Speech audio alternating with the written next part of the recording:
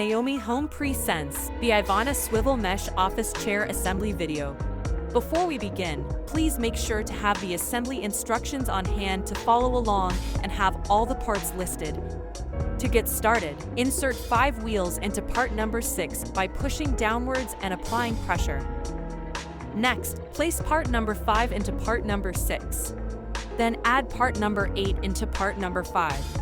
Connect both parts number 3 onto parts number 1 by using 2B bolts on each side. Use 2A bolts on each part number 3 to connect part number 2. Connect part number 4 onto part number 2 by attaching 4 washers and 4 C bolts into each corner. Add 2 covers onto each part number 3. Now, place part number 4 into part number 5. Before finishing off, let us take a look at the product's features. You are able to adjust the height. To go up, pull up the lever while not sitting on the chair base.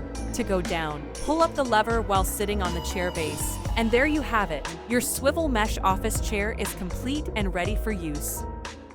Thanks for watching. Please like, subscribe, and share for more Naomi Home content. You can find the product link and more in the description below.